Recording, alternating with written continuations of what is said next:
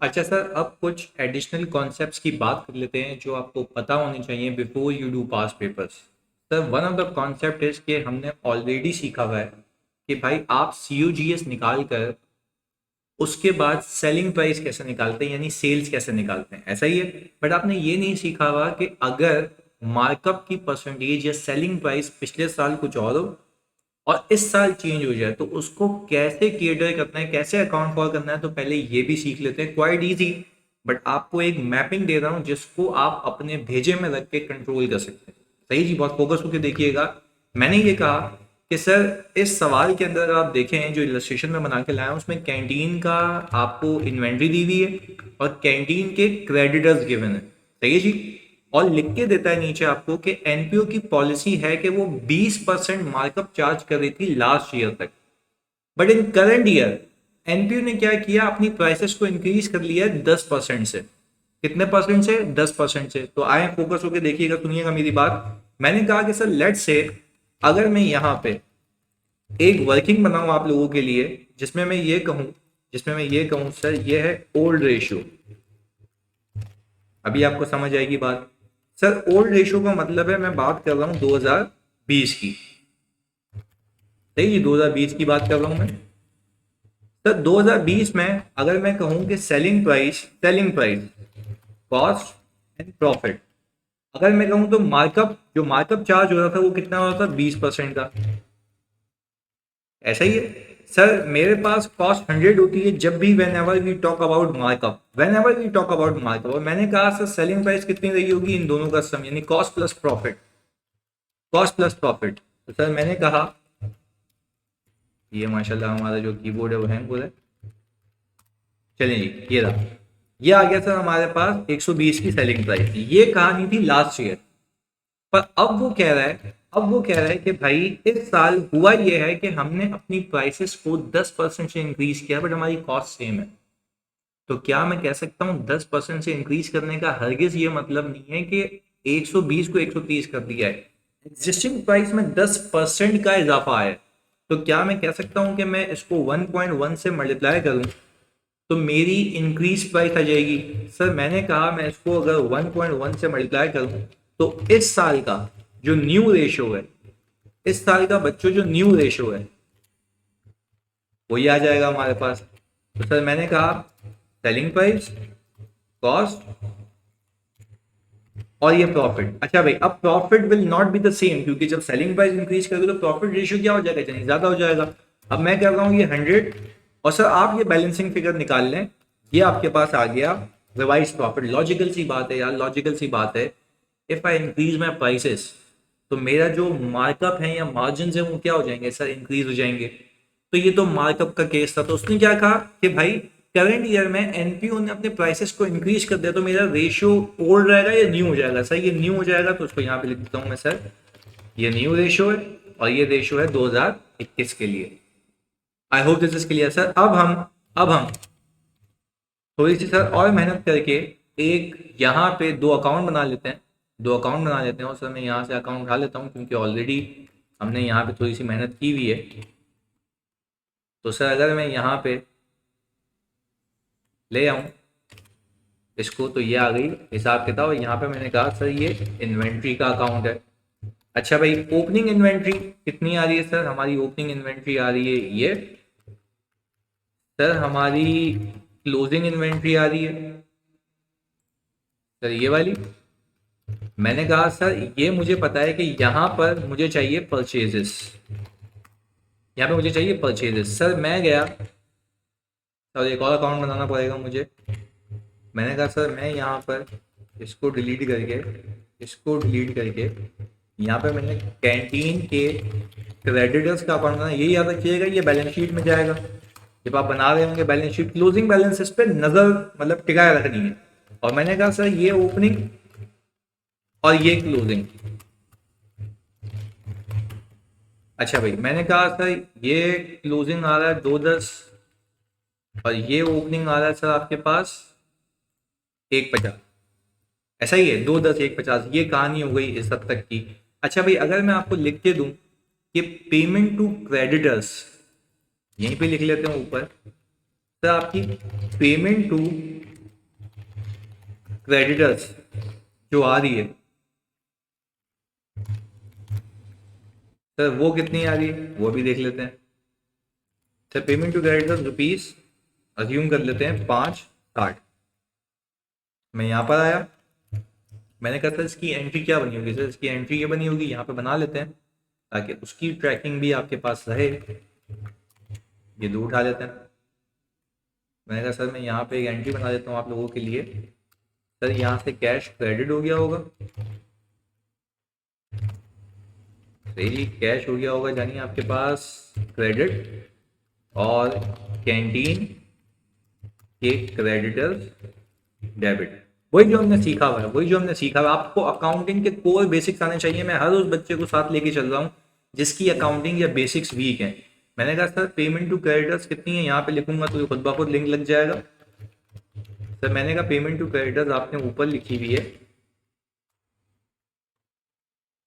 560, ऐसा ही है सर, ये आ गया 560।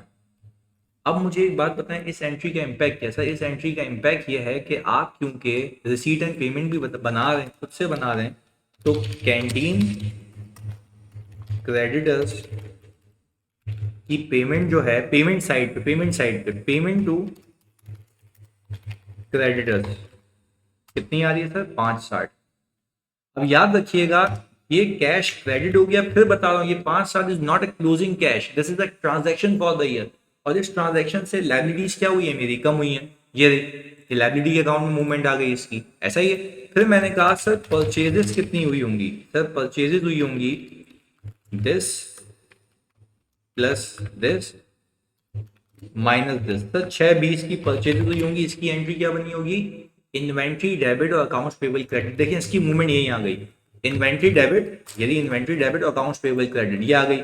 ये एंट्री ऑटोमेटिकली पार्क हो गई। जब आपने यहाँ पे पार्क, क्या पार्क नहीं हुआ, कैश आपने उठा के वहां डाल दिया, क्योंकि कैश का अकाउंट नहीं बनाना, आप बना रहे हैं। अगर कैश का अकाउंट बना हुआ तो आप कहते हैं कैश की पोस्टिंग हो चुकी है। मैं सिर्फ वो पोस्टिंग कर रहा हूँ जो नहीं हुई है, क्योंकि मुझे ट्रैकिंग रखनी है कि भाई कितने कितने पैसे आए, कितने कितने पैसे गए। खैर इधर देखिएगा, फिर मैंने कहा कि सर यहाँ पे मुझे सीओजीएस मिल जाएगा। कैसे मिलेगा sir, this plus this minus this, तो ये आ गया 683,400, 683,400। अभी सिर्फ एक चीज बता रहा हूँ just for the sake of knowledge, जो बहुत ही अहम है, उसको याद रखिएगा। हो सकता है वो आपको लिख के देता है कि इतनी इन्वेंट्री खराब हो गई या जल गई, तो आप वहां पे पहले, आप यहाँ पे पहले एनआरवी लॉस अलग से पार्क करते, सही है, स्क्रैप इन्वेंट्री अलग से पार्क करते, तो ये सीओजीएस अलग आती। रीजन दे रहा हूं, अगर आप इसको पार्क नहीं करेंगे, अगर कोई अलग से लॉस हुआ इन्वेंट्री के अंदर, तो आप कहेंगे वो मैंने माल बेच दिया, जबकि वो बिका नहीं होगा, वो लॉस होगा। तो आप वो लॉस को पार्क करेंगे, फिर बैलेंसिंग फिगर निकालेंगे, यानी टेक्निकली वो भी इन्वेंट्री का आउट ही है, बट वो बिकी नहीं होगी, वो खराब हुई होगी। तो वो खराब वाली इन्वेंट्री अलग से पार्क करनी, जो कि इसमें केस अभी नहीं है। तो सर क्या मैं कह सकता हूं कि I have obtained COGS of 683,400। Sir मैंने कहा मेरे पास सीओजीएस आ गई 683,400। सुनिएगा 683,400, मैंने उसको डिवाइड किया सर किससे, सर 100 से। ये 100 को रिप्रेजेंट कर रहा है सर, ये रहा, मैं यहां से करके दिखाता हूं आपको। 683,400 इज रिप्रेजेंटिंग 100, क्योंकि मेरी कॉस्ट में कोई चेंज नहीं आया।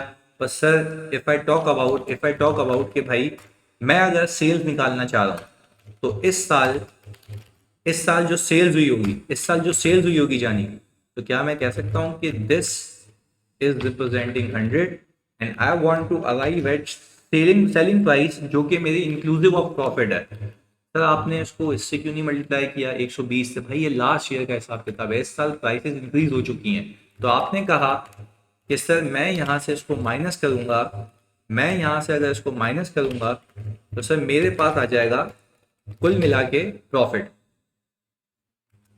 कुल मिला के प्रॉफिट कितने का, 218,688। ये तो मानते हो ना कि ये सीओजीएस की एंट्री जब यहाँ आई तो पढ़ चुकी होगी। क्या एंट्री बनी होगी सर, इन्वेंट्री हुई क्रेडिट और cost of goods sold debit, तो ये एंट्री भी पार्क हो गई। अच्छा अब अगर मैं आपको कहूं तमाम सेल्स कैश के ऊपर है, फिर कहूं तमाम सेल्स कैश के ऊपर है, तो क्या आप ये बात मानते हैं कि आप ही वो शख्स हैं जिसने एक और एंट्री बनाई होगी, जानी, और वो एंट्री होगी हमारी सर कैश डेबिट और सेल्स क्रेडिट। कितने से सर, तो ये बनी होगी 902088। यदि ये technically income and expenditure account में चला गया होगा। तो ये भी बात माने कि ये COGS भी कहाँ चली गई होगी, इनकम एंड एक्सपेंडिचर अकाउंट में। ये इन्वेंट्री के अंदर देखो, इन्वेंट्री का अकाउंट कम हुआ, उसका इम्पैक्ट क्लोजिंग में आ गया, बाकी एक्सपेंस आउट हो गए COGS में। बट आप इनकम एंड एक्सपेंडिचर अकाउंट में इसको अलग और सेल्स को अलग नहीं लेके जाते, बल्कि नेट लेके जाते हैं। और नेट कितना है सर, 218688, यानी होगी इनकम फ्रॉम कैंटीन। ये क्या हो गई जानी, इनकम फ्रॉम कैंटीन।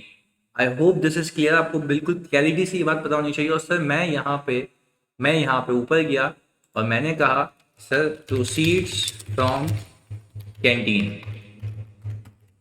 क्योंकि जो सेल्स है वही प्रोसीड्स है। हो सकता है कि वो कहता है कि इसमें से उधार पे इतना है, तो आप सिर्फ कैश के अकाउंट में उतना लेके आते हैं जितना कैश की सेल होती, तो वो आपको बता देगा, तो उसमें कोई दो राय नहीं है। ये आ गया ऐसा ही 902088, ये सेल्स आ गई, क्योंकि सर मुझे कैश की मूवमेंट ट्रैक करनी है कि भाई कितने कितने पैसे आए, कितने कितने पैसे गए। और ये कर करा के जब आप पहुंचेंगे तो आपको क्लोजिंग कैश मिल जाएगा, और उसी तरीके का चला जाएगा बैलेंस शीट के अंदर। I hope this is making sense. और मैं बिल्कुल एक एक ट्रांजैक्शन को बिल्कुल बच्चों की तरह लेके चल रहा हूँ, ताकि आपके दिमाग में एक व्यू, एक विजन क्लियर हो। क्लियर है? अच्छा भाई, अब आगे इस इन्वेंट्री के मंजन को समझने के बाद, इस कॉन्सेप्ट मेकिंग को करने के बाद, हम एक स्टेप इसको आगे लेके जाते हैं। तो बड़ा फोकस होके, मोहतात होके सुनिएगा इस चीज को। मैंने कहा कि सर एक कॉन्सेप्ट कर लेते हैं रेंट का, एडवांस रेंट का। ऑल दो प्री पेमेंट्स आपको आती होंगी, बट मैं फिर भी आपको बता देता हूं। आपको सवाल में लिख के देगा एनपीओस पॉलिसी इज टू पे rent of quarter in advance on सितंबर। सही है, सितंबर अक्टूबर नवंबर, एक क्वार्टर हो गया। अच्छा, आप तो बोल रहे होंगे क्वार्टर तो होता है अक्टूबर नवंबर दिसंबर। नहीं भाई, वो आपके ईयर का क्वार्टर होता है। हो सकता है रेंट के एग्रीमेंट का क्वार्टर अलग हो, तो इस केस के अंदर वो सितंबर में पेमेंट करता है, पहली सितंबर को। सही जी, सितंबर अक्टूबर नवंबर हो जाता है, फिर पहली दिसंबर को करता है, फिर सर दिसंबर जनवरी फरवरी मार्च। बात सुनिएगा फोकस के साथ, मैं कहूंगा दिसंबर जनवरी फरवरी, कितने महीने, 3 महीने। फिर करता है मार्च 1 को, और फिर कहता है मार्च अप्रैल में, और फिर करता है जून 1 को, फिर जून जुलाई अगस्त, और फिर सितंबर, and so on and so on. ये चलता है। फिर रिपीट कर रहा हूं, आपका ईयर एंड अलग है, आपका रेंटल के एग्रीमेंट का क्वार्टर अलग है। बात क्लियर रखिएगा, ये बिल्कुल इसमें इधर उधर नहीं होना है। बिल्कुल फिर बता रहा हूँ, यहाँ पे क्वार्टरली पेमेंट मतलब सितंबर अक्टूबर नवंबर, फिर दिसंबर, और 3 महीने। अब मैं आपसे अगर पूछूं, मुझे अगर ये बैलेंस शीट में 60,000 रुपये दिख रहे हैं, ये 60,000 रुपये दिख रहे हैं, सही जी, तो इसको मैं उठा के 30,000 कर रहा हूँ for the sake of understanding. आपको नीचे लिख के दे quarterly rental is ₹60,000। Quarterly rental कितना है, 60,000। सर यहाँ पर हम इसको 40 कर देते हैं, तो इसलिए एक यहाँ पे हम अगर ये कहें, अच्छा ये 60,000 है, तो सर हम इसको 1 मिनट चेंज करते हैं, ताकि आपका ये कॉन्सेप्ट बिल्कुल ये पीछे अपडेट हो जाएगा। हमने कहा सर ये मैंने कर लिया 20,000, ये भी मैं कर लूँ 20,000, और सर ये भी मैं कर लूँ 20,000। तो यहाँ तक लिंक्ड है। अच्छा, आप बात समझिएगा, बात समझिएगा। अब लॉजिक समझे, आपको एग्जामिनर ये पूरा नहीं करके बताया जाए, तो मैं लॉजिक दे रहा हूँ। आप ये मानते हो, अगर मुझे 2021 की वर्किंग करनी है, जो कि मेरा करंट ईयर है, खुदा के वास्ते बहुत फोकस होकर सुनना, 2021 इज माय करंट ईयर, मेरा करंट ईयर। और ये बहुत ही कॉन्सेप्ट ऐसे हैं, वरना दिमाग घुमा देंगे आपके। एक एक कॉन्सेप्ट पे मैं काम कर रहा हूँ, एक एक कॉन्सेप्ट पे मैं काम कर रहा हूँ। मैंने कहा 2021 मेरा करंट ईयर है, और वो कहता है कि भाई आप क्वार्टरली रेंटल पे करते हैं कितने का, 60,000 रुपए का। तो आप मुझे खुद एक बात बताएं, सितंबर में शुरू होता है, तो सितंबर अक्टूबर नवंबर यहाँ तक तो खत्म हो गया होगा ना। अब पेमेंट हुई होगी दिसंबर में, और दिसंबर का 1 महीना एक्सपेंस आउट हो चुका होगा। दिसंबर का 1 महीना क्या हो चुका होगा जानी, एक्सपेंस आउट। तो क्या आप ये मानते हो, जो 60,000 रुपये सितंबर में दिए होंगे, जो 60,000 रुपये सितंबर में दिए होंगे, वो तो नवंबर में खत्म हो गए होंगे। फिर मैंने पहली दिसंबर को एक 60,000 रुपये की फिर से पेमेंट की होगी क्वार्टरली एडवांस, जो कि कब तक का होगा सर, फेब तक का होगा, 28 फेब तक का होगा। तो क्या मैं कह सकता हूँ कि यहाँ पर अगर मैं आपको लिंक करके बता पाऊँ तो आप लोगों ने जानी ऑल टुगेदर 1 दिसंबर को 60,000 रुपये की पेमेंट की होगी। सही जी, 1 दिसंबर को कितने की पेमेंट की होगी? 60,000 रुपये की। पर सर आई ऑल्सो बिलीव कि 60,000 की पेमेंट में से 20,000 एक्सपेंस आउट हो गया होगा। कौन से महीने में? सर दिसंबर के महीने में। सर कौन से महीने में? अगेन रिपीट कर रहा हूँ, दिसंबर के महीने में। सर दिसंबर के महीने में इसलिए हो गया होगा क्योंकि आप ही वो शख्स हैं जिसने 1 महीना बेनिफिट ले लिया होगा। 1 महीना बेनिफिट ले लिया होगा। सर देखें यहाँ पे ये अपडेट हो गया होगा, ये आ गया। तो सर 40 बचा होगा ना, 40 बचा होगा। टेक्निकली ये 40 रिप्रेजेंट कर रहा है 2 महीने को, यानी सर 2 महीने का प्रीपेड मेरे साल के शुरू में मौजूद है। ये पूरी ब्रीफिंग मैंने आपको दी जस्ट फॉर द सेक के सवाल में पिक हो जाए। I hope this view is all clear कि भाई 1 महीने का एक्सपेंस हो गया होगा, बाकी 2 महीने का बकाया ओपनिंग में आपका अपीयर हो रहा होगा, जो फैक्ट है एग्रीमेंट के हिसाब से। अब आगे लेके चलते हैं इसको, सुनिएगा। बोला ये उसने सवाल में, बोला ये, जो कि बहुत ही अहम बात बता रहा हूं मैं आपको, इसको मिस आउट नहीं करना। सवाल में लिख के देगा फ्रॉम फ्रॉम अब मैं जून से उठा लेता हूं। From June 1 annual rental have been increase by. Annual rental, बात समझिएगा, यहाँ पे एनुअल रेंटल लिखा हुआ है। मैं बिल्कुल इधर उधर नहीं होना आपने, ये बड़ा कॉन्सेप्ट है। मैं जितना भी ऑफिस से थका हुआ आया हूँ, मैं सिर्फ इसलिए ये बता रहा हूँ कि आपके टाइम से वो जो है कॉन्सेप्चुअली क्लियर हो जाओ। एनुअल रेंटल, एनुअल पे मैंने फोकस किया है, कोई वजह है इसलिए बता रहा हूँ। Annual rental have been increase by, annual rental have been increase by ₹12,000। 12,000 रुपए से एनुअल रेंटल इंक्रीज हो गया, यानी पूरे साल का रेंटल, पूरे साल का रेंटल 12,000 रुपए से इंक्रीज हो गया, 12,000 से इंक्रीज हो गया। इस बात को याद रखिएगा। अच्छा सर, अब मैं आपके लिए यहाँ पर, आपके लिए यहाँ पर सर एक अकाउंट बना लेता हूँ ताकि आप ये कॉन्सेप्ट को ग्रैब कर पाए। मैंने कहा सर आ जाए, पहले इसकी फॉर्मेटिंग देख लेते हैं। इस वाले कॉलम में आ रही है, ओके, ये आ गया सर। तो माशाल्लाह हमारा जो माउस है मजा लेके ये साथ देते कभी ज़िंदगी में, पर खैर हमें डटे रहना। सर ये आ गया एडवांस रेंट का अकाउंट, इसको हटाते हैं, इसको हटाते हैं। सही जी। अच्छा भाई, अब मैं आपसे ये बात पूछूं, सर मेरे पास ओपनिंग 40,000 आ रहा है, ऐसा ही है? बात समझिएगा, जानी गेम समझने की है यहाँ पे। मुझे एक बात पता है, जितना भी मैं इस साल कैश दूंगा, कैश फॉर द ईयर, उससे मेरा एडवांस इंक्रीज होगा, और जितने बेनिफिट्स लूंगा वो एक रेंट एक्सपेंस आ जाएगा, और मेरे पास क्या आ जाएगा जानी? क्लोजिंग। आपको मैं अगर एक बात बताऊं, ये कह रहा है एनुअल रेंट, सालाना रेंटल 12,000 रुपए से इंक्रीज हुआ है, 12,000 से। कब से? जून से, 1 जून से। याद रखिएगा, 1 जून से सालाना रेंटल इंक्रीज हुआ है। क्या मैं ये कह सकता हूं, क्या मैं ये कह सकता हूं कि पेमेंट फ्रॉम, अच्छा पेमेंट फ्रॉम कहां से कहां तक? सुनिएगा, फैब तक की तो हुई भी है। तो सर मार्च अप्रैल में, देखो फैब तक की तो हुई भी है ना, तो फरवरी मार्च अप्रैल में क्या कह सकता हूं कि 3 महीने, 3 महीने, 3 मंथ्स, यानी मार्च से मई तक की। सर मैं कह रहा हूं मार्च टिल मई की पेमेंट हमने की होगी इस साल। सही है, कितने के हिसाब से की होगी? 20,000 रुपये महीने का रेंटल है, और मैंने कहा 60,000 रुपये की होगी। ये मई में कहानी खत्म हो गई होगी सर, ये मई में कहानी खत्म हो गई होगी। I hope this is clear, ये बात आपको समझ आ रही होगी। इस वक्त तक कोई चेंज नहीं था, इस वक्त तक कोई चेंज नहीं था। अच्छा, अब मैं कह रहा हूं कि सर इसकी एंट्री क्या बनी होगी? इसकी जो 60,000 रुपये आप देख रहे हैं, prepaid rent debit cash credit asset बनाओ, क्योंकि इसकी पॉलिसी क्या है, ये पहले एडवांस देता है, ऐसा ही है। मुझे पता है इसका एक्सपेंस भी होगा, वो एक साथ निकाल लेंगे एक्सपेंस। आगे जी, मैंने कहा सर पेमेंट, पेमेंट की बात कर रहा हूं, देखिएगा पेमेंट फ्रॉम मार्च टू मई हो गई, अब जून जुलाई अगस्त, तो ये जी जून से अगस्त तक की बात कर रहे हैं हम। प्योरली फोकस होकर देखिएगा, जून से अगस्त तक की बात कर रहा हूं मैं। सही जी, ये देखिएगा, मैंने कहा सर अब जून से अगस्त के लिए ना, ओल्ड रेंटल था मेरा 20,000,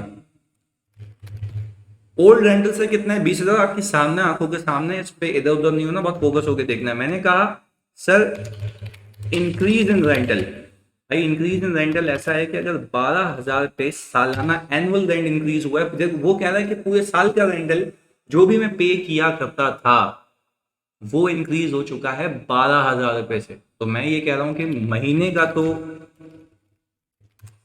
कोई 1,000 रुपए से इंक्रीज हुआ ना, ये बात तो आपने समझनी है ना। सर महीने का तो 1,000 रुपए से इंक्रीज हुआ ना, ये भी तो बात माने। एक महीने का तो 1,000 रुपए से इंक्रीज हुआ, तो क्या मैं कह सकता हूं कि सर मेरे पास ऑल टुगेदर जो रेंटल हो गया आप 21,000 रुपए का हो गया। तभी मैं कह रहा हूं यहाँ पे क्या लिखा हुआ है, from June 1 annual rental have been increase by 12,000। यानी पूरे साल में अगर मैं 20,000 को, बात समझिएगा फोकस के साथ, सामने वाला टेनेंट जिसके यहाँ पे मैं रहता हूँ, प्लीज सुनिएगा, सामने वाला टेनेंट बोल रहा हूँ सर, वो तो लैंडलॉर्ड हुआ, हम टेनेंट है, सामने वाला जो लैंडलॉर्ड है उसके पास जो मैं रहता हूँ वो मुझसे क्यूमुलेटिवली, अगर मैं पहले की बात करूँ, सुनिएगा पहले की बात करूँ, तो वो क्यूमुलेटिवली मुझसे कमाता था 20,000 इंटू 12।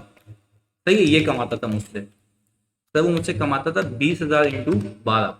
पर वो कह रहा है कि भाई मैं अब तुमसे सालाना 12,000 रुपये ज्यादा चार्ज करूंगा, सालाना 12,000 रुपये ज्यादा चार्ज करूंगा। तो ये कितना हो गया सर, 252,000, ऐसा ही है। पर मैं आपसे ये बात कहूं कि सर अगर मैं इसको 12 से डिवाइड कर दूं तो 21,000 ही हो गया ना। तो सालाना रेंटल इतने से इंक्रीज हो गया, तो मैंने एक की बात कर ली है। मैं फिर रिपीट कर रहा हूँ, सालाना पहले वो मुझसे ये कमा रहा था, 12,000 का उसने इंक्रीमेंट किया, टोटल पूरे साल का रेंटल इतना हो गया उसके एग्रीमेंट के हिसाब से, और मैंने कहा सर 21,000 रुपये एक महीने का हो गया। तो ये एक ऑल्टरनेटिव वर्किंग थी, just for the sake of your understanding, क्योंकि एग्जाम में नहीं पिक होता, क्योंकि आपका दिमाग चलना चाहिए स्पीड में। चलें खैर आगे सुनिएगा, क्या मैं कह सकता हूँ कि अब मैंने इतने पैसे दिए होंगे, सही है। फिर मैंने कहा पेमेंट मैंने की होगी सर सितंबर अक्टूबर नवंबर, सही है। तो सितंबर से मैंने पेमेंट की होगी, फिर 3 महीने की। ये मैं एक साथ भी कर सकता हूँ, बट मैं सर जानबूझ के, क्योंकि मुझे पता है कि भाई वरना आपको ये बात समझ नहीं आएगी, इसलिए मैं ऐसे कर रहा हूँ।